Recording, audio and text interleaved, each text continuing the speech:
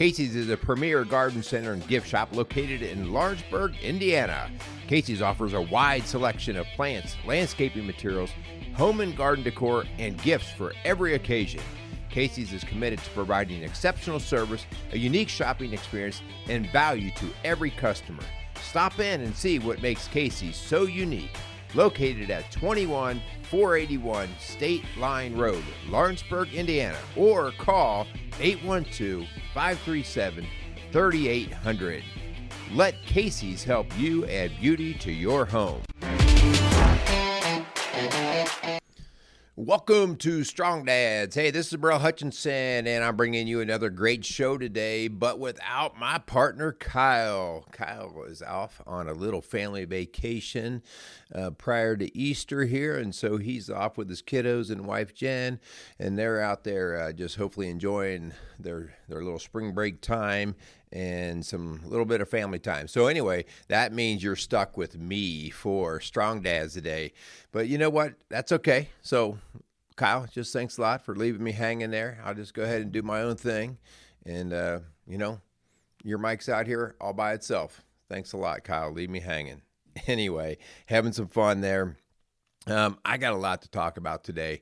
This is an opportunity for me to talk about some of the processing that I have gone through as a man trying to grow from even a young man into where I am at now, and just the processing of how you come to the place that you're coming to each day in terms of arriving with maturity and understanding our role as a strong dad and as a husband and even a follower of Christ. Like, how do you come to that? You weren't just born to understand that. You have to actually walk through your journey. And so I want to uncover some of that, and hopefully some of the insights that I share will be things that help you as maybe part of when I share a certain time that I was in, that you can connect because maybe you're in that time right now for yourself.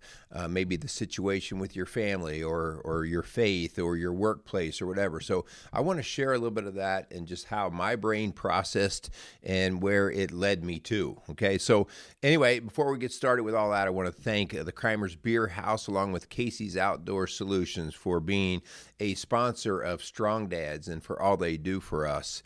So let me talk a little bit about, here's what I'm calling today's show. I'm saying, why Jesus? So this is Holy Week, and for those of you guys out there listening, if you're a man of faith, you understand a little bit about Holy Week, as it's the week that led up to the crucifixion and then later the resurrection, which we call Easter Sunday, of Jesus Christ. And so I just kind of want to walk through some of the processing that I had to get to and through for me to understand why this Easter thing was even that important. Again, and I'm taking away all the Sunday school answers here, okay? Like, well, because Jesus rose and because he died and all of these things. Like, listen, I heard that stuff from the time I was a little kid. And, when you just hear it, it doesn't mean you understand it. It doesn't mean that you're really connected with it. You just did it because that's what people did. So I want to walk through this and maybe hopefully shed some insight as to why you can dig or how you can dig deeper into your own understanding and your faith that will hopefully help you in your walk. I remember being in college. One of the most frustrating times that I had was when I was in college, because I went for over 2 years, probably closer to 3 years, is that wonderful thing called an undecided. You know what an undecided is?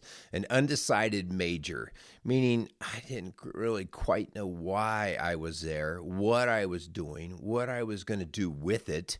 And I just knew it was costing me a lot of time, a lot of stress of studying and taking tests and doing all the work involved.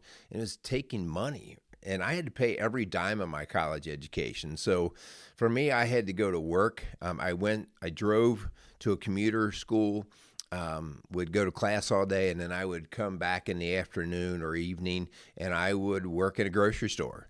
And so whatever money I made paid for gas, food, and tuition.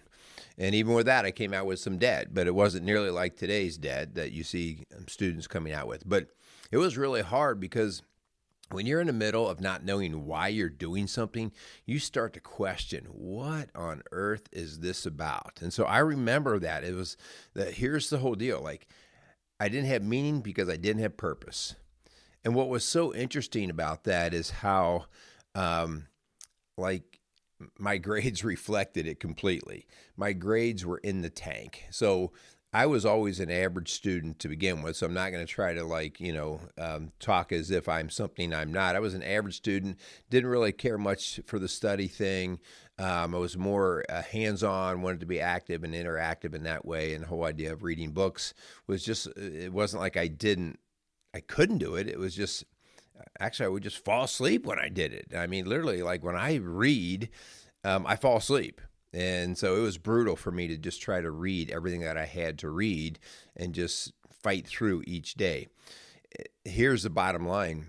You should have seen my grades. My grades were, a C's average, right? And so my goal was just to at least be average. And so my typical grade point average early in college was like a 2.4, 2.6, maybe a 2.8. That'd be a great quarter or semester there. And it was all just like I had no idea what I was doing. And so as I was walking through that process of just checking the boxes of education, the frustration was growing. I didn't know my purpose. And I really was ready to quit. And I took these interest inventories, personality surveys, all these different things that you take, and all of them kept indicating that I had kind of a talent or a knack for interaction with others, for teaching, coaching, sales, stuff like that. And I just kept saying no to it. I kept saying no, especially teaching. I was like, because here was the message. The message was, don't be a teacher. They don't make any money. All my buddies were going out and they were smarter in math than I was. And they were all going into engineering because that's where the money was. And I didn't have the grades or the math gumption behind me to do the engineering thing. So I was like, well, I don't know what I'm going to do, but I'm certainly not going to be a teacher. So I fought that. I fought that for 2 solid years. And in the meantime was just miserable. And everything about it was miserable. My grades and just having to work and everything. Finally, I had a little bit of a coaching experience where I got to work with some younger kids in the world of swimming. And I thought, well, that was kind of cool. Like, I really enjoyed that. That was fun. It was a good time. And I kind of had a knack for it. And so I went back. This was actually my start of my junior year, okay? My junior year, I went back and I signed up for an education class. Up to that point, I was basically a biology major, a science major. Because I knew I just had a general interest in the sciences. And so I took an education class. And I got to sit in on a class, basically shadow another teacher. And I shadowed the teacher for about a week or so, maybe a little less than that. And, honestly, I was kind of bored to death as I just sat there for the day and watched him teach. And so he came up to me and he said, so how's it going? I'm like, well, it's okay. It's all right. He's like, well, what would you like to do? I'm like, well, I don't know. Like, I'd like to at least try my hand at teaching just to see if I liked it or if I was any good at it. And he's like, well, how about on Monday, you go ahead and take all my general biology classes. And that was 3 classes. Why don't you take all my general biology classes? And I was like, let's do it. Let's go. Like, let's jump on. Let's give it a shot. And so that Monday I came in and I picked up all 3 of his general biology classes. And at the end of that week, I fell in love.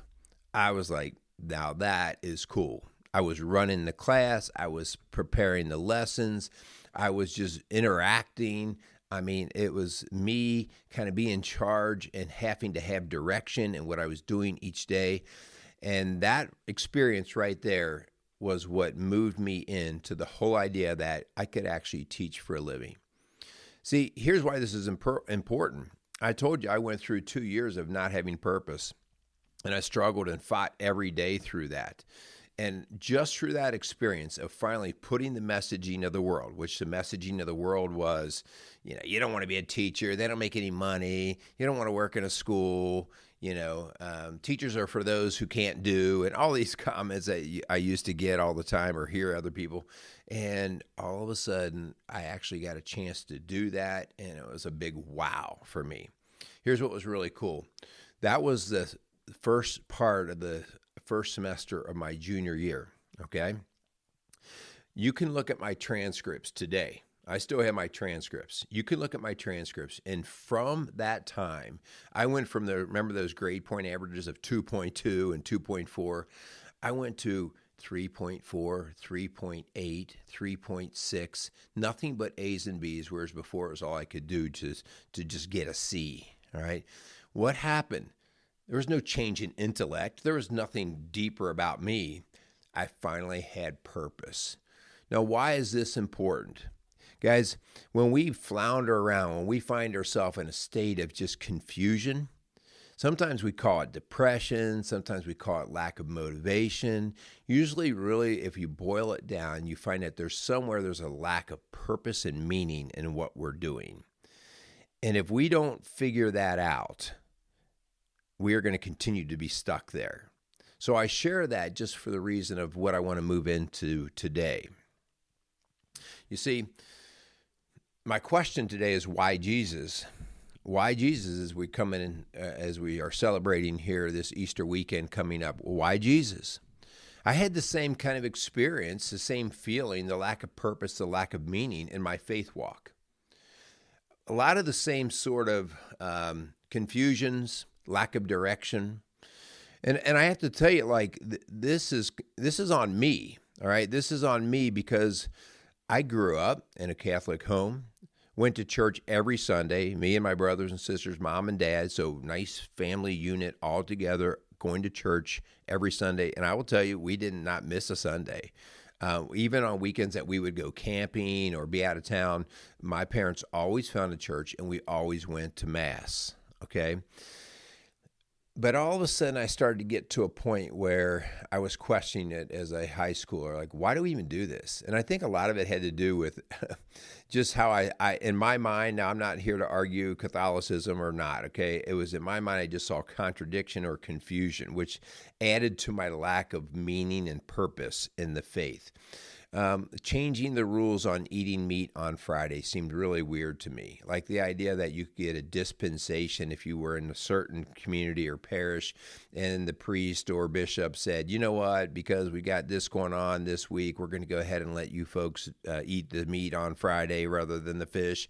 And I was like, really? Like he can actually do that? Because last week it was a sin, and this week he can actually create an opportunity for me to not sin. That's weird. But again, not much thought in that other than it was confusing. And then I had a situation where my parents, after 35 years or close to 35 years of marriage, there was a break in the marriage. And through multiple rounds of counseling and trying to pull them back together, it finally ended in divorce. And with that divorce, my mom sought to get an annulment through the church. And at that time, me and my siblings, we were grown. We were out of the house, but we were still pretty young. We were in our mid-20s or so. And I was very angry and frustrated with that process because one, she was getting the runaround. One priest would say, hey, don't really worry about it. Another priest would say, well, you really have to do it, and here's how you have to do it. And then it was costing several $1,000s if she wanted to pursue that. And I'm just telling you, this was our experience. I'm not here to argue whether the process is what it is. I'm just saying this was our personal experience. But I just got angry with it. And there were some statements that were made there that were like, well, the annulment was for the idea to say that you should have actually, or you were actually never married. That really made me mad because, you know, we had for many, many, many years, we had a great family and the marriage was even good. Okay. But the last 5 years of that marriage, it really brought out some weaknesses. And again, without going into the details of that, it took the life of that marriage. But to look at us kids and say that our parents were never married, really, I struggled with that. Again, I didn't understand meaning. I didn't understand purpose in that. So I became angry. Anyway, I move on from that, and I talk about the idea of I was really done with the Catholic Church. In fact, I was kind of done with my faith in a lot of levels. Like I don't even know really what all that means. And I started to boil it down to simple things like this. Well, I believe in a superior being. I believe like, okay, I'll call it a God, I'll call it whatever, but I do believe in a superior being because all of this is pretty complicated out here in nature. And no one's been able to explain it very well or thoroughly at all, even in the science world. And so that's not even close to being able to explain it, the intricacies of it, the complexity of it. So I was like, okay, yeah, there's definitely something greater out there. But I don't know whether it's called God or whatever. I'll just call it a superior being. And that's really where I was for a while. And then we had kids. And my wife, Linda, who we talk about all the time and on Strong Dads, she had a strong conviction in the tradition of church, as well as that's what I was brought up in too. And she was really struggling with me not desiring to go to church anymore. We have kids. Like, this is what we have to do. We have to get them to church. Like, they need to be baptized as infants and things like that. And I was starting to kick. I was starting to say, I don't know, like, you can take them. It doesn't feel right. Like, there's something wrong here. And it got to that point where I finally said, listen, I'm not able to go there with a good heart. I'm full of a lot of confusion when I go, and I'm second guessing everything. And as it would turn out, and I've shared some of this story before, Linda and I have both shared some of this. We had a new neighbor that moved in right across the street from us. And Linda and I, it was a Saturday morning, we woke up and we got into an argument.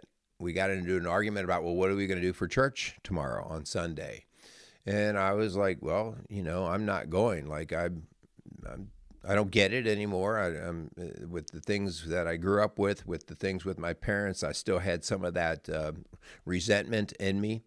And I said, I'm not going. And she was very upset. And so I said, I'm going out for a run. That's my way of avoiding things, as some of you know that I like to avoid. And so I went out for a run. And I came back, and right across the street was a brand new neighbor. And the new neighbor came out, he was getting his newspaper, and so I was finishing up my run, and I saw him, and I would just walk right over to his driveway, and I just introduced myself and shook his hand.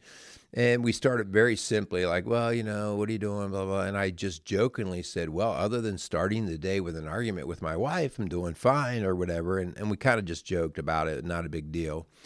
And I said, yeah, we're just arguing about church. I mean, had no intention of doing anything with that statement other than I just gave a little explanation as to why we might have been arguing. And he's like, oh, church. He's like, well, we're trying to figure out where to go to church, being new and everything. And we're going to try this new church, or this church that's new to us, up in the town of Bright, actually, Indiana. You're welcome to join us. Like, if you want to join us, because we don't know what we're doing either. And at that time, Linda had walked out, and she saw us talking, and I told her a little bit of what we were talking about, and he invited us again. And I said, well, what do you think, hon? What do you think about maybe trying that church out? She's like, I'm game. I'll try it out.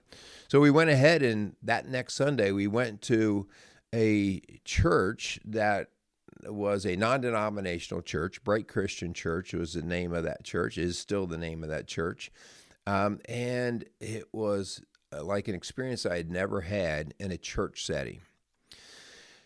The preacher was talking about God's word. He had a Bible open, and he was preaching. I can't tell you the actual content, but I just was amazed at the attentiveness of everybody in the church. Now, maybe that was just my mind, right? Like, I'm not going to sit there and tell you that people weren't daydreaming. I don't know, but it seemed like everybody was engaged at a level that I wasn't used to seeing where I used to go to church.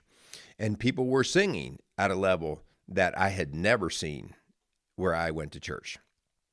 And then the preacher was explaining things about the word that I had never had explained to me. And I actually started to get a little bit angry. When I walked out of there, I was like, I have heard that passage or that message so many times, but I've never heard it explained like that. It never had any meaning to me. And that term meaning started to mean something so much different to me.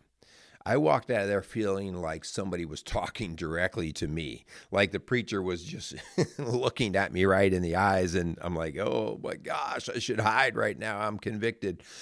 And so I walked out of there, and Linda and I were talking on the drive home. I said, well, what do you think? She's like, wow, that was powerful. Wow. She and I both agreed on a message that we had never heard together mean what it meant today. So we decided we were going to go back again the following Sunday, and we did. Long story short, we never stopped going back. Here's some things, guys, that started that process. The lack of meaning, the lack of purpose. Why are those important? Well, without meaning and purpose, you just can only do certain things for so long. Okay, like if that's like, you remember the movie Holes, and the kids, when they were in trouble, they were out in the desert, and because they were in trouble, they just had to dig holes. Why were they digging holes? Oh, for no particular reason. It was just to keep them busy. And eventually you just really lose heart. Like, you mean, am I digging for water, or am I just digging a hole? Well, you're just digging a hole. We're going to fill it up here in a little bit, and then you'll redig it again. And when you operate that way, you just lose all meaning and purpose to keep doing it. And that's kind of where I was with my faith. And that was part of the journey then that I think I had to go through for me to start to dig deeper. And I share that with you because if you're lacking meaning and purpose, then don't just keep doing what you're doing. Seek the meaning. Seek the purpose. Dig in deeper, okay? It's okay to question. It is okay to question, as long as you don't leave it there just at the questioning. You got to start searching for the answers, okay? So let me just progress a little farther, because my title here today for my little talk is Why Jesus? So I started to move through this, and I did something I had never done. I attended a Bible study with a group of men. And listen, I was totally green. We didn't even own a Bible, okay? So I was totally green. I'm 32, 33 years old at this point. Never owned a Bible in my adult life. And I remember, as a kid, we had a Bible. It was a green Bible. It sat on a shelf. We'd never even opened it. I don't even know what version it was, okay? But it was just green Bible, okay? And so now I'm in a Bible study, and I kind of have that science mind, like, show me, prove it to me. You know, that's what was my science teaching kind of background. Like, you got to prove it. And so I was full of probably what came off as being arrogant questions. Like, well, why do you do this? Why do you do that? Well, I don't know if I believe in that. And these guys were really good with me. They were just like, no such thing as a dumb question. And they would just keep handling me in a very respectful way. And they would answer my questions. And sometimes when they couldn't answer it well or didn't satisfy me, I'd be like, well, whatever, like, let's move on. And we are at a point where we had a conversation. And the question was, do you think you're going to heaven when you die? That was the question within our small men's group Bible study. And I said, well, I don't know. I don't know. Like, it depends. And the guy right next to me, who was an associate pastor at the church that we were going to, without skipping a beat, without even delaying, he just said, well, sure, I'm going to heaven. Like, duh. I mean, he was really, like, almost in my mind that pompous. It sounded pompous to me. It sounded arrogant. And so I called him out. I said, how arrogant are you? Wow, you're just going to heaven? And he was like, well, yeah, I'm going to heaven. And I was blown away, and I said, how can you even say that? And he just looked at me and he said, well, because I believe in Jesus and I believe the promises that he gives me. And so as long as I believe in him and I believe the promises and I follow him, I'm going to heaven. He promised that. and I still couldn't get it. I couldn't get it. My idea of going to heaven at that point in time was, well, it depends on if I die on a day that I'm being good.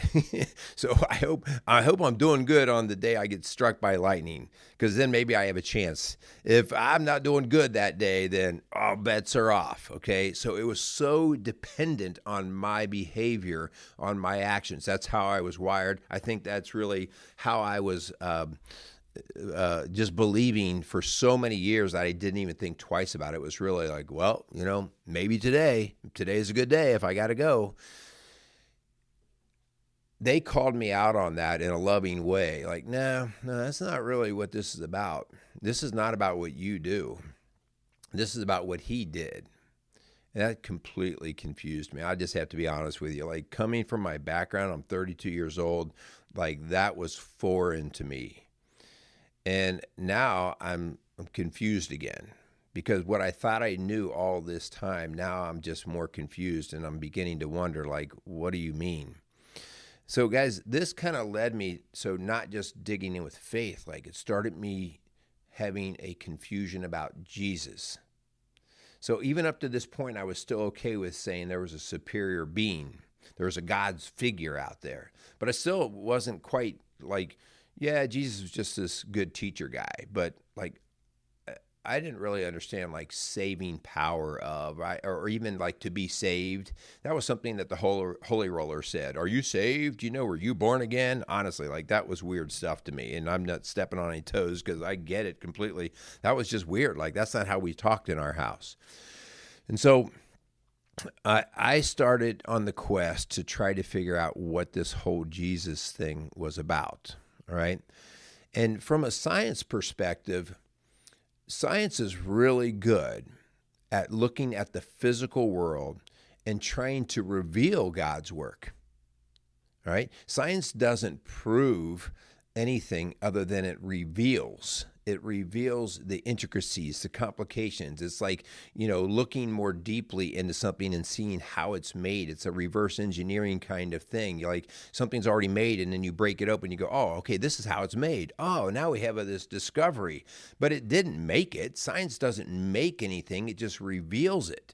And so you have to be really careful. And scientists, and I am, and by my nature, I'm one of those kind of people. I like to break things apart and say, how did that get put together? Okay. But don't be fooled for a second to think that scientists are putting things together. Scientists are just seeing how things are put together. Okay. And so science needs to keep doing what it does. I mean, I'm all for science and about it. Like, yeah, we need, because this is really cool stuff to see how things do work so that we can interact with it even better. But here's where science falls short. Science is good for the physical world, right? But it doesn't even scratch the surface. Listen to me, guys. It does not even scratch the surface to understanding the complexities of any part of creation, whether it's on this earth, this world, universe, anything. Like even at the cell level, we can't even figure out the smallest parts of cell behavior and function and structure. Okay, so there's craziness going on. Now we get a little better, but I will tell you, it'll never be complete. We'll never know how things actually work to their fullest. All right, it's just a continued revelation. But we're just in the infancy. Okay, but here's something that's even crazier. There's these things called humans, and this is what got me to thinking about Jesus. All right, I hope you guys are bearing with me, okay? This is what got me to Jesus. So why do I need to go past this superior being and go to the idea of why Jesus? Remember I talked about I have to have meaning and purpose for me to really dig in and start to understand why I'm going to pursue something. And so science was good at trying to help me wrap my head around things like creation and stuff like that. But it didn't explain some things about human behavior. And sometimes they talk about the social sciences and the soft sciences, and they really are that. They're just soft. Like a lot of it's guesswork. We don't even know, okay? And I want to back up for a second to see like, okay, and you've maybe heard me say some of this in shows before. In God's nature, like in his physical world, things behave the way they do because God has set them into motion. All right, the laws of gravity, how things grow, how things die, how things change, how seasons come and go, how planets spin. Like all of that happens, and it's very systemically and predictable. It happens in a certain way once you start to understand these laws, what we call these laws of nature. Okay, and it's really interesting. Like you've heard me say before, like the planets don't like argue with God. No, I'm sick of going in this circle around this sun. Like, this is ridiculous. I'm tired. I want a new path. The trees don't sit there and whine and complain about whether they get to drop their leaves today or tomorrow, or why they have to drop their leaves, period. Like, they just do it. All right. Sometimes if you could ever look at it like a bee's nest or ants hill or anything like that, and just see everything just seems to be working. Like everything seems to have its place. Certain bees doing certain jobs and functions, and like, they don't hold strikes. They don't do boycotts or walk out. They just seem to do it. All right. And then you have humans. And so something different has to happen with humans that scientists can't really wrap their head around. Because everything still is going to operate under God's nature, whether you like it or not, all right? But now we have to understand human nature, and this is where Jesus comes in. You see, Jesus starts to reveal things about how we are to operate if we're going to operate in God's nature, but as a human. See, here's what happens that's really crazy for us. And God created a concept of love. And love is really the thing. Love is the thing that drives this whole change in human behavior versus other organisms, okay? Love can only happen when you have a choice. You can't make someone love you. Somebody has to have the desire of the heart to actually care for and sacrifice and tend to the need of another person when it is set upon them to desire that. You can't make them do that, all right? And so love is weird because it's choice. And that's that we talk about free will. And that free will, like as a human, we are the only organism, guys. Just think about this. You're the only organism from trees and plants of all sorts and other bugs and animals. You're the only organism that can deny God's nature. You can basically flip him off. You can basically say, I don't care. I'm not doing it your way. I'm doing it my way. Now think about that. We've been given an intellect that's power enough to do a lot of problem solving and a lot of figuring out our own way. But we're also able to have enough intellect to confuse ourselves and to think that our way is the way. And now we start to get into a dangerous zone. And this is why Jesus comes in and he starts to talk and say crazy things that don't make sense to us, okay? Like Jesus makes a comment, and this was one that grabbed me early on. I mean, I wrestled with this. John 14:6.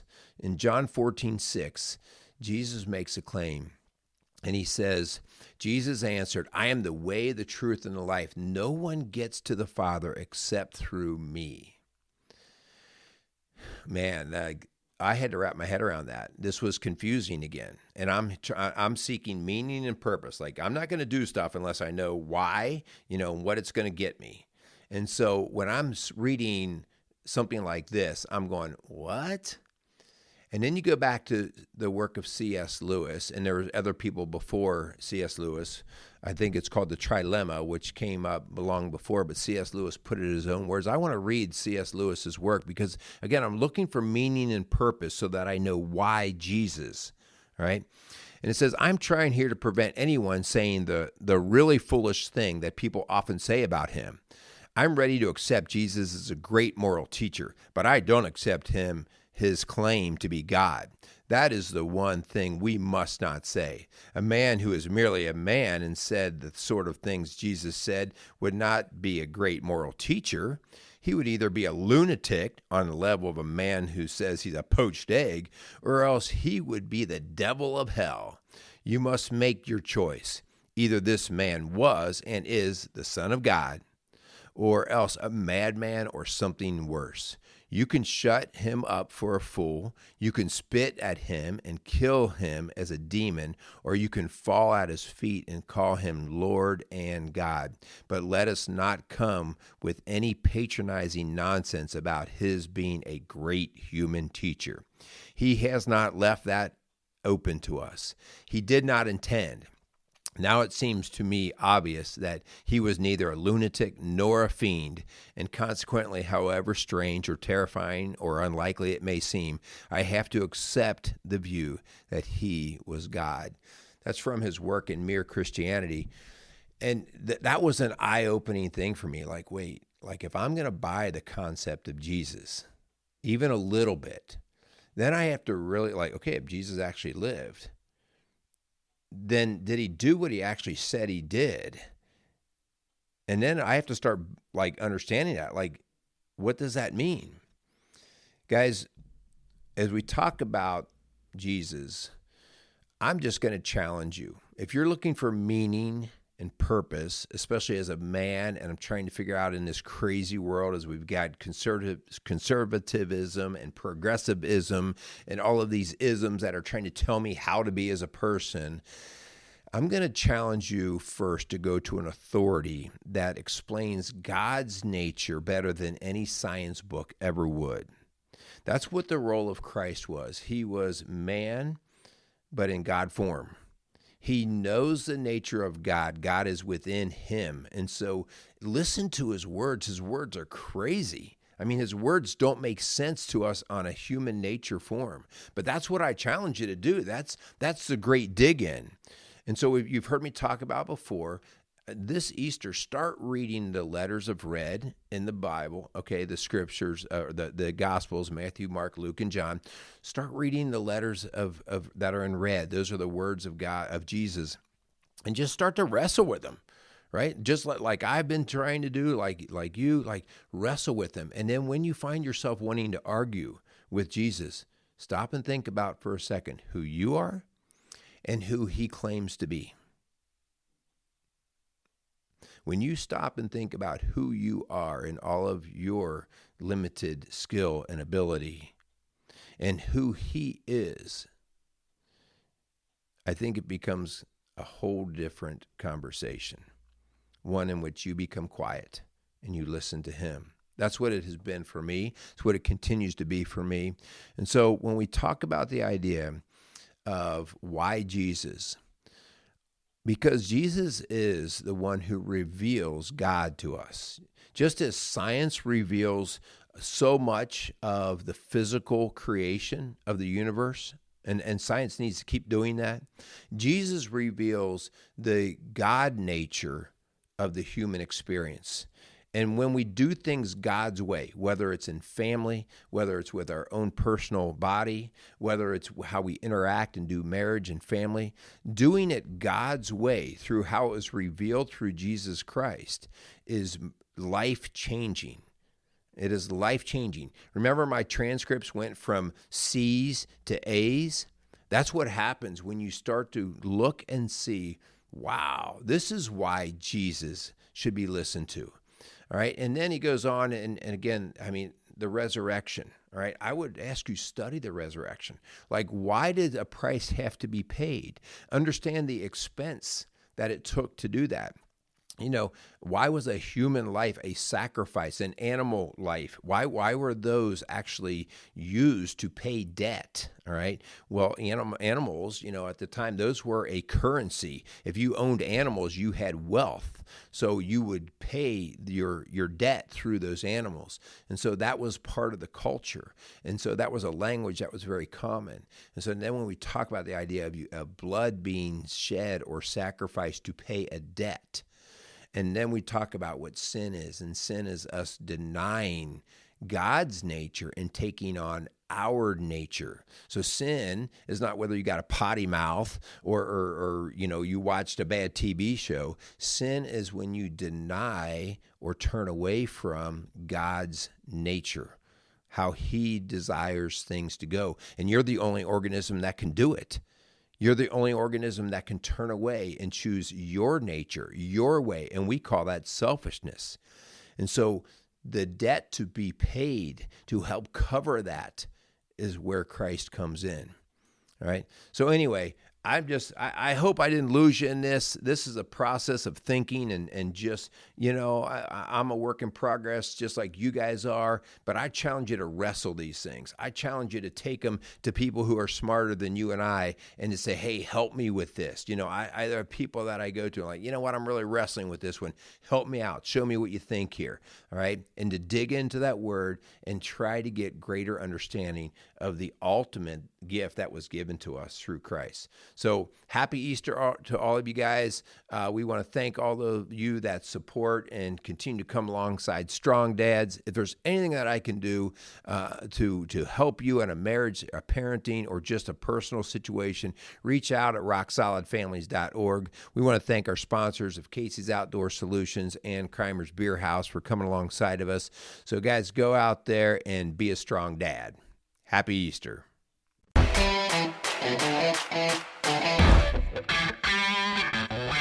Hey, this is Kyle Crawford from Strong Dads. Strong Dads podcast would love to thank the Crimer's Beer House for coming alongside of us. The Crimer's Beer House was started in 1982 by the Crimer family, and since that time, they have definitely become a Cincinnati favorite. So if you're looking for an incredible meal in an incredible setting, definitely go down to Route 128 and check out the Crimer's Beer House.